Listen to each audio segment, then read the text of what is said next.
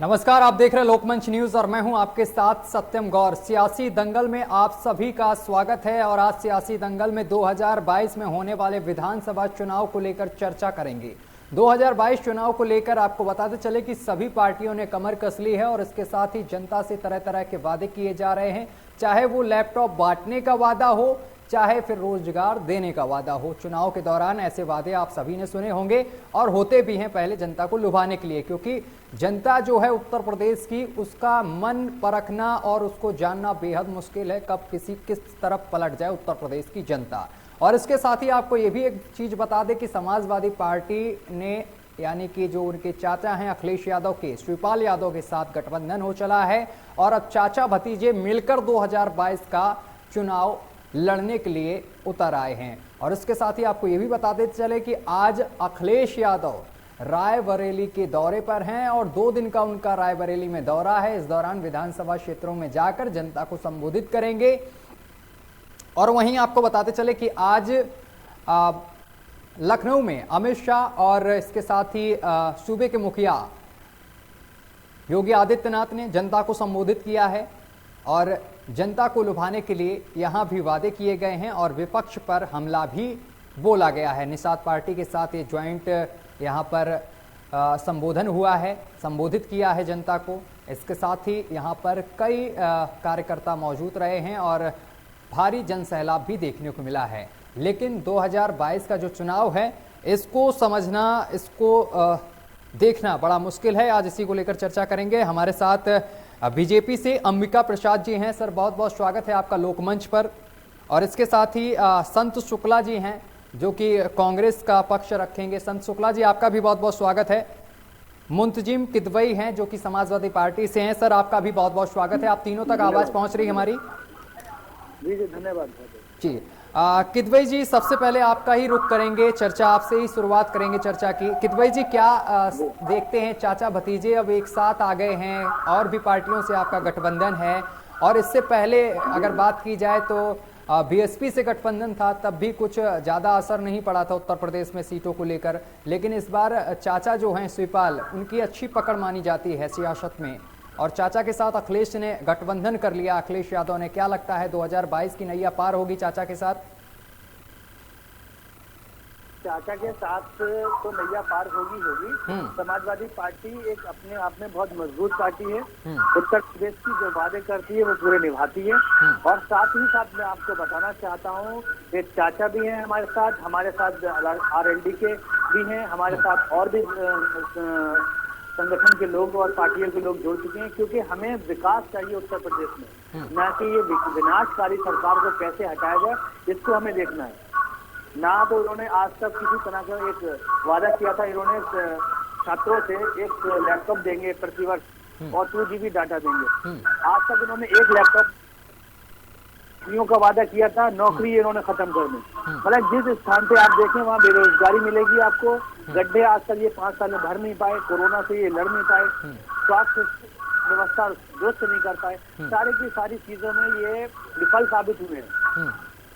तो इसी तरह से जनता का रुझान जो है समाजवादी पार्टी की तरफ जा रहा है, क्योंकि समाजवादी पार्टी ने, वो चाहे कन्या विद्याधन हो, चाहे चिकित्सा व्यवस्था हो, चाहे एजुकेशन हो, चाहे लाइट व्यवस्था हो, किसी भी तरह की व्यवस्था हो, सब में अव्वल दर्जे का काम किया है। इसीलिए जनता समझ चुकी है। अच्छा, ठीक है किदवई जी, आपसे एक चीज समझना चाह रहे हैं। ओढ़ के आई थी, ठीक है, वो मुखट्टा जो है उठ चुका है और तो सब। मुंतजिम जी, आपसे एक चीज समझेंगे, इसके बाद बीजेपी प्रवक्ता के पास जाएंगे। सर, आवाज पहुंच रही है आप तक? नहीं बना पा रहे हैं अभी। किदवई जी, आपसे एक चीज समझेंगे, इसके बाद बीजेपी प्रवक्ता के पास जाएंगे। मेट्रो क्यों हो, चाहे एक्सप्रेस क्यों, ठीक है, चाहे पुलिस मुख्यालय क्यों ना हो। ठीक है किदवई जी, आवाज पहुंच रही है आप तक? पीछे काटने का काम करेंगे। जी किदवई जी, आपसे एक चीज समझना चाहेंगे, अगर समाजवादी पार्टी ने इतना ही अच्छा काम किया था तो फिर जनता ने समाजवादी पार्टी को ठुकराया क्यों? देखिए, मैंने इसी बात को आपको कहते हुए मैंने आपसे कहा था। हाँ। जो इन्होंने एक मुखौटा ओढ़ा था, जो जनता के सामने मुखौटा ओढ़ करके आए थे कि हम इससे ज्यादा लालच लोभाया था उन जनता को। जनता हमारे उत्तर प्रदेश की मासूम है, उनको लुभाने के बाद उनके लैपटॉप भी दे देंगे हम, और भी सारी चीजें दे देंगे, 50 चीजें दे देंगे, लेकिन ना तो वो लैपटॉप देता है ना विकास देता है। एक झूठ का मुखौटा जो था वो ओढ़ करके आए थे, वो विकास के नाम पे विनाश करने वाले लोग थे, और ये सबसे गलत हो गया। ना तो उन लोगों ने नोटबंदी में साथ दिया है, ना कोरोना में उन्होंने साथ दिया है, चाहे कितने प्राकृतिक आपदाएं आई किसी में भी वो लोग साथ नहीं आए। जिस तरह से कोरोना ने उत्तर प्रदेश में एक बार बुरा हाल हुआ उत्तर प्रदेश वासियों का, फिर दोबारा हुआ और ऑक्सीजन नहीं मिली। और ये कोरोना महामारी जो थी, सबसे बड़ी बात महामारी से घोषित, लेकिन कोरोना महामारी से मरने वालों को एक भी इंसान को मुआवजा नहीं मिला कि कोई व्यक्ति कोरोना से मरा। ये कालाबाजारी। कोरोना टाइम में सर समझना चाह रहे हैं, कोरोना टाइम में अगर बीजेपी सामने नहीं आई तो क्या आप सामने आए? सड़कों पर कौन उतरा? देखिए, सड़कों पर समाजवादी पार्टी का कोई कार्यकर्ता कहीं गया किसी की मदद की कोरोना काल में?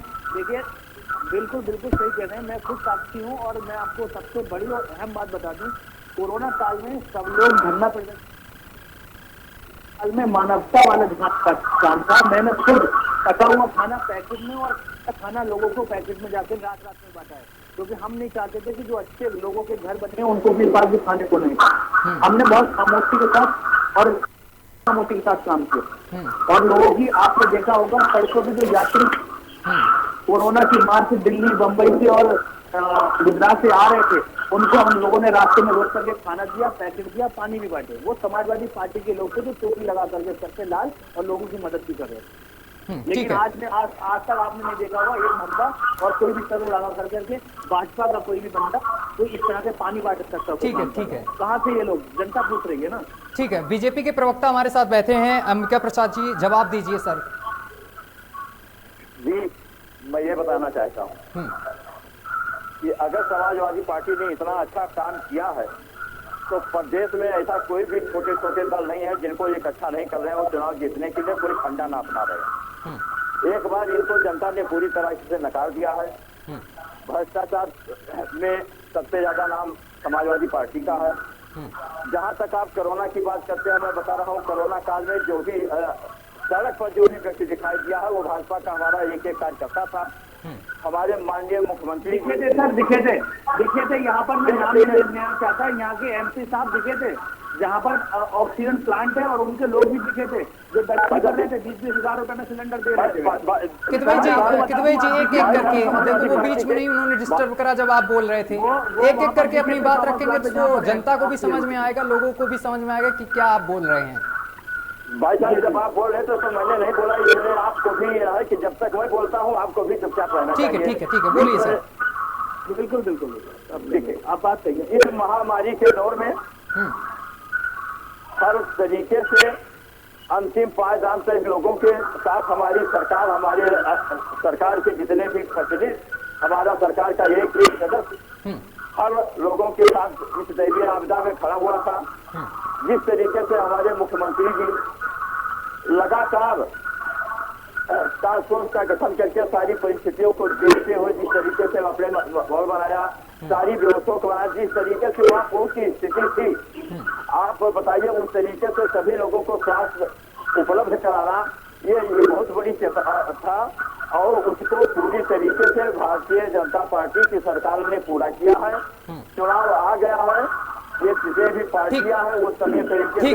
अंबिका जी एक सेकेंड। अंबिका जी, जवाब एक चीज का मैं आपसे चाह रहा हूं कि अभी तक तो ये होता था कि चाचा भतीजे दूर दूर हैं, घर में विवाद फैला हुआ है, पहले घर को सुलझा लें, लेकिन अब मुझे लगता है कि घर का विवाद खत्म हो गया है। चाचा भतीजे ने हाथ मिला लिया है और चाचा ने हाथ पकड़कर अब अखिलेश यादव का मैदान में उतर आए हैं। किस तरीके से देख रहे हैं? कहीं ना कहीं बीजेपी के लिए 2022 में चुनौती बन के खड़े हो रहे हैं चाचा जी। देखिए, हम आपको बता दें, भारतीय जनता पार्टी के लिए कोई चुनौती नहीं है। ये नई चुनौती है कि आप ये चीज जान लीजिए कि समाजवादी पार्टी चाहे वो परिवार, सभी आम जनता ये जानती है कि इसमें जितने भी लोग हैं सब परिवारवाद का है। आज वो कुछ दिन के लिए अलग होकर फिर हो गए, उससे कोई मतलब नहीं है।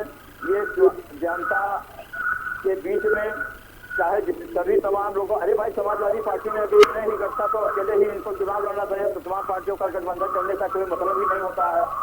तो मैं जवाब दे दूं सर, बहुत देर आपने मैंने आपका सुन लिया, मुझे अगर मौका दे तो मुझे मेरी खुशकिस्मती होगी।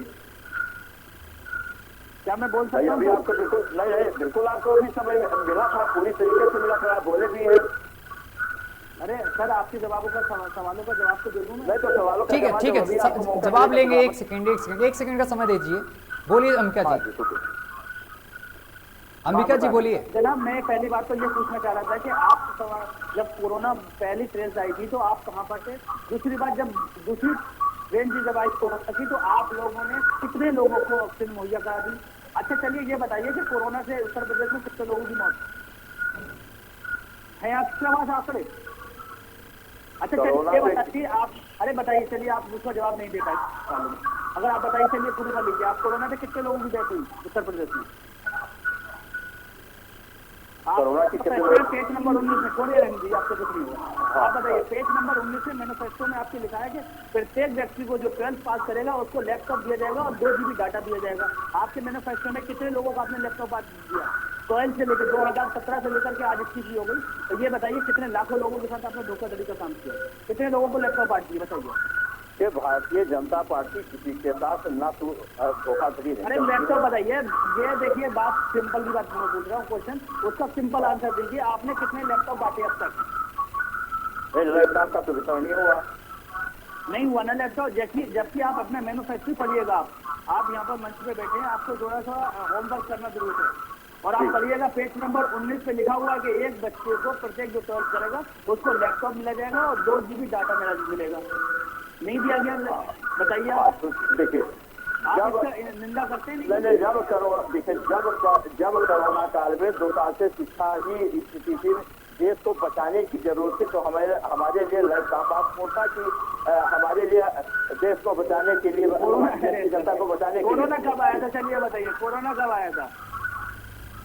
चलिए ज्ञान आपका दुरुस्त कर देता हूँ। कोरोना आया 2019 में, आपकी सरकार 2017 में बन गई, आपकी सरकार 2018 में थी और आपकी सरकार 2019 और 20 अभी चल रही है, ठीक है? तो जो 17 और 18 2 छात्र थे उनके लैपटॉप कहाँ चले गए? चलिए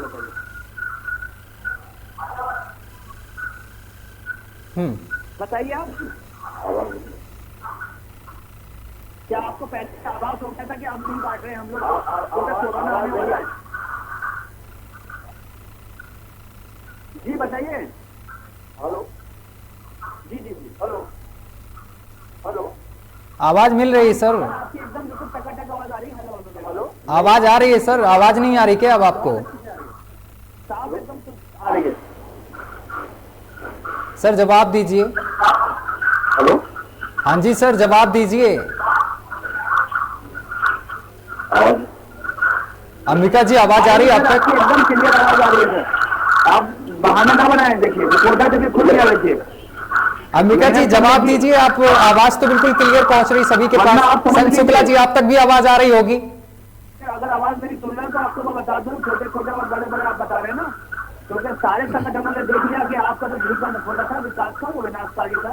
दूसरी बात है, आप अपने संगठन में जाके देखिए, खाली बीजेपी से आप लड़ रहे हैं या फिर आपकी तो यहाँ पर कितने गठबंधन, चाहे वो केंद्र में हो चाहे वो प्रदेश में हो। चलिए ठीक है, सन शुक्ला जी हमारे साथ मौजूद हैं, सन शुक्ला से जवाब ले लेते हैं। सन शुक्ला जी, इस बार 2022 का आप चुनाव किस तरीके से देख रहे हैं, क्योंकि आपकी पार्टी बिल्कुल अकेले चुनाव 2022 का लड़ रही है? बहुत बहुत धन्यवाद आपका, बहुत बहुत जी। अभी मैं प्रवक्ताओं महोदय को सुन रहा था जी। ये दोनों इसकी थाली के कच्चे पक्के हैं। अभी कोई कहता है, पिछली बार मैंने सुना कि लाल पीले एक हो गए, तो लाल पीले मिला के एक संतरी पहले था। इनका मतलब एक ही है, ये सिर्फ जनता को गुमराह करने के लिए बने हुए हैं। विकास के नाम पर केवल घोषणा करने की बात करते हैं ये लोग। इनको जान माल के ऊपर राजनीति करने को होता है, ताशों में राजनीति करने वाली बात होती है। कोरोना में अभी आपने सुना क्या हालत चल रही थी कोरोना के अंदर, कितने लोग ऑक्सीजन से मर रहे थे, और पीएम साहब जाके लोकसभा में भाषण देते हैं कि ऑक्सीजन की मौत नहीं हुई है। किस बात की बात करें? रही बात है तो मदद की, हमारी नेता प्रियंका जी के नेतृत्व में जब गाड़ियों की सुविधा की गई मजदूरों के लिए, जब मध्य प्रदेश से, महाराष्ट्र से, गुजरात से लोगों का खाता पंजाब से चला आ रहा था, जब पैदल लाखों की संख्या में लोग चल रहे थे, हमने गाड़ियां गिराई। इन्होंने गाड़ियों के परमिट के बहाने उन लोगों को गाड़ियां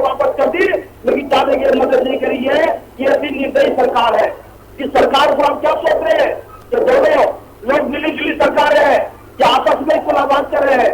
समाजवादी पार्टी अपने आप को कह रही है उस पार्टी इसको यदि अपने आप पर इतना विश्वास ही नहीं है कि चाचा भतीजे हो रहे हैं दूसरी पार्टी को मिलाकर के चलने की बात कर रहे हैं।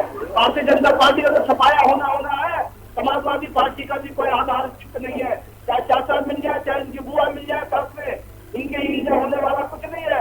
कांग्रेस अपने दम पर लड़ेगी, विकास के मुद्दे पर लड़ेगी, इन लोगों की हालत ऐसी खराब करेंगे जबकि बात देख लेंगे कि आई नहीं इन लोगों ने क्या किया इन्होंने। तो कांग्रेस के पास क्या नहीं था, इन लोगों ने कितना बेच दिया, देश को बेचने के काम कर रहे हैं लोग। ये नई सरकार है, अभी भी ट्रेनिंग के ऊपर, अभी भी ट्रेनिंग के मंत्री गृह मंत्री पर बार बार पार्लियामेंट में क्वेश्चन कर रहे हैं कि इनको बर्खास्त करो, हटाए, चर्चा कर निकलने देते हैं लोग। ये बात को मुद्दों पर सुनने की बात नहीं करते हैं।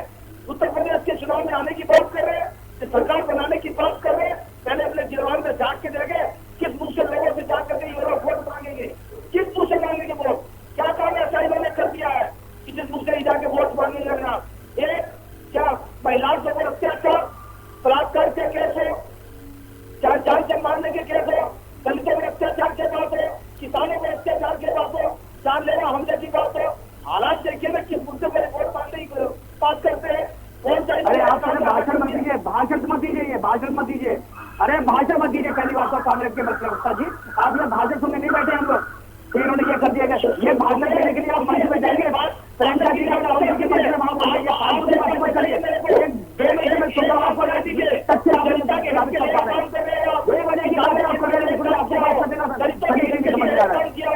टीवी बैठे मंच में भाषण नहीं दे रहे हैं। प्रवक्ता के सामने समझिए आप, आपको नौकरी देने की बात करिए क्या आपने? अरे आप बताइए क्या भाषण करेंगे, भाषण बात करेंगे, आपका क्वेश्चन कैसे पूछा जा रहा है? ये भाषण कैसा बंद करिए प्रवक्ता जी, आप बता रहा हूँ मैं, आप मुझे सेंटर बनाइए, क्वेश्चन आंसर लीजिए और क्वेश्चन का आंसर लीजिए। भाषण दे रहे हैं, भाषण देने का मन है क्या आपको? किसानों के शहीदों पर बोलने में तैयार नहीं रहे, वही बोलते चले जाने। आप एंकर जी आप बताइए यहाँ पर सर, ये क्या बोलना चाह रहे हैं, इनका क्वेश्चन समझ में नहीं आ रहा। पहली बात तो ये भाषण दे रहे हैं यहाँ पर मंच से, ऐसा लग रहा है वो साफ तौर पर आपकी सरकार पर ब्लेम कर रहे हैं, कह रहे हैं कि आपने जो वादे किए थे वो नहीं किए। पिछली सरकारों पर आप पर भी वो यहाँ पर आरोप लगा रहे हैं कि क्राइम रहा और जो वादे किए जनता को वो पूरे करके नहीं दिए। अरे इनसे ये पूछ लीजिए, इनकी जहां जहां सरकार है उसका क्या हाल है, बुरा हाल। और रही बात ये पीछे की आदतें होगी इनसे, इन्होंने आज तक कभी किसी का भला नहीं किया है, लोगों को धोखे में रखने का काम किया है। जो भाजपा काम कर रही है वो इनकी प्लानिंग थी सारी। जो कांग्रेस की रह जाती है काम वो उठा के दे देते कि भाजपा तुम आ जाना 5 साल के लिए, तुम हम नहीं कर पाए, तुम लगा देना। तुम जीएसटी लेकर क्या है, भाजपा ने लगा दी। तुम नोटबंदी लेके आना चाह रहे थे, भाजपा ने लगा दी। तुम दोनों की 1 मिलियन रुपए जीएसटी जनता का नुकसान हो रहा है। और रही बात उत्तर प्रदेश में, क्या कांग्रेस ने कर दिया? क्यों नहीं आ पाई कांग्रेस, क्यों चली गई कांग्रेस? क्योंकि आज तक उत्तर प्रदेश में क्या, प्रदेश के किसी भी स्टेट में कोई विकास नहीं हुआ है। अगर विकास किया है तो वो विकास किया है वो किसी को टका किया है। वो विकास आप तक जो है वो बताना है, वो बताना है, वो है आए थे वो उसमें क्या बता रहा है, वो विकास है। विकास का नाम दे रहे हैं, घोटालों को विकास का नाम दे रहे हैं। आपको शर्म आनी चाहिए, देश की जनता के पैसों का आपने गलत इस्तेमाल किया है।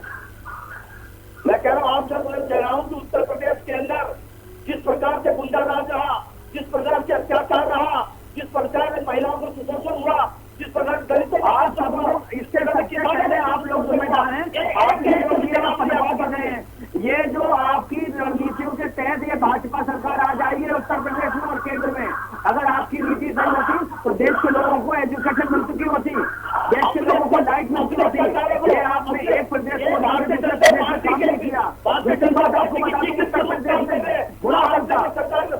आपने कितने जब केंद्र में सरकार की आपने कितना करा, ये बता दिए। आपने कभी एक का बड़ा प्लांट लाने की कोशिश करी? सारे के सारे प्लांट कहाँ चले गए? गुजरात चले गए। सारे के सारे आपने अपनी स्टेटों में ले लिया। उत्तर प्रदेश में युवा क्या दिल्ली और बम्बई में काम करने के लिए है क्या? उत्तर प्रदेश के युवा जो बीटेक एमटेक कर रहे हैं वो पकौड़े चलवाएंगे? भाजपा उनसे कह रही है, वो उसके जिम्मेदार आप भी हो जाएगी। आपने कितने भाजपा के जो प्रधानमंत्री कहते हैं कि पकौड़ा आपने पार्टियों कितने लोगों को बात करिए। आप आधार कार्ड लेकर आना चाहते थे, आप नहीं लेके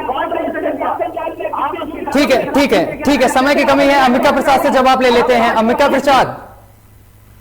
प्रसाद जी, एक सेकंड बस, एक सेकंड। अंबिका प्रसाद जी से जवाब ले लेते हैं। सत्ता उनकी है, वो डबल इंजन की सरकार उत्तर प्रदेश में चला रहे हैं। सर, जिस तरीके से वादे किए गए थे आपकी तरफ से, जब आरोप भी लगाया जा रहा है कि वो वादे अभी तक पूरे नहीं हुए हैं। जिस तरीके से आपने विकास का वादा किया था, गड्ढा मुक्त सड़क का वादा किया था, इसके साथ ही महंगाई का भी वादा किया था कि महंगाई कम कर दी जाएगी। मैंने देखा खुद कि गैस सिलेंडर लेके जब आप सत्ता में नहीं थे तो बढ़िया आंदोलन किया जाता था, प्रदर्शन किया जाता था, आपके बीजेपी के नेता करते थे। लेकिन अब वही दिन वैसी महंगाई सामने निकल कर आ रही है, दोगुनी और हो गई है।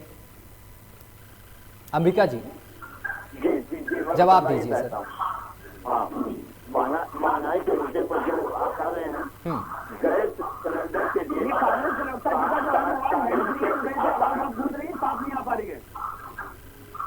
बोलिए बोलिए अंबिका जी।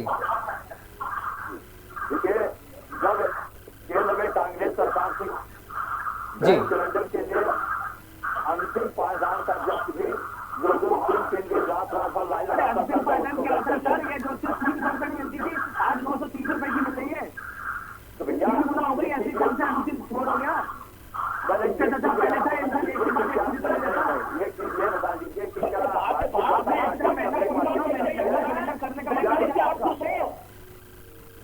भाजपा के प्रवक्ता महोदय ये पता है महंगाई से आप खुश हो? आप आपकी आत्मा कहती है कि महंगाई होनी चाहिए। आप भाजपा का कितने % कार्यकर्ता है जो इस पर से खुश है? आपके भाजपा के लोग ही महंगाई को पकड़ रहे हैं। जनता की बात छोड़िए, जनता में तो महंगाई की ट्राई कर रखी है आपने। देश को तबाह कर दिया आपने महंगाई के नाम पर। कहाँ सबको पहुंचा दिया। अरे भाई, ऐसी क्या बात कर रही है? भारतीय जनता पार्टी ने ही महंगाई कर दिया। भारतीय जनता पार्टी को मार्केटिंग अरे क्या किया है भारतीय जनता पार्टी ने? सबको बता दीजिए आप।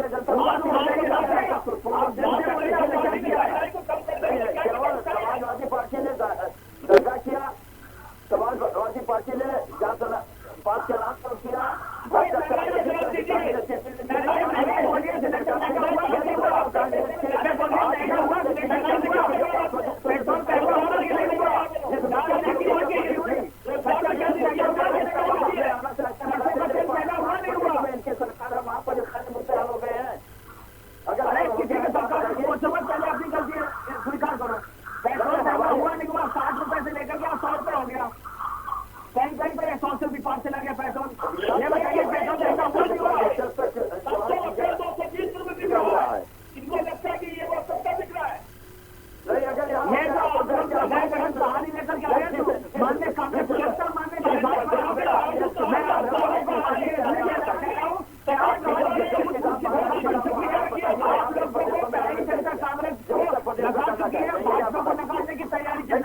चलिए ठीक है सर, समय की कमी है। बहुत बहुत शुक्रिया आप तीनों मेहमानों का हमारे साथ जुड़ने के लिए। समय की कमी नहीं तो आगे भी चर्चा करते, लेकिन आवाज में भी कुछ प्रॉब्लम आ रही है आज।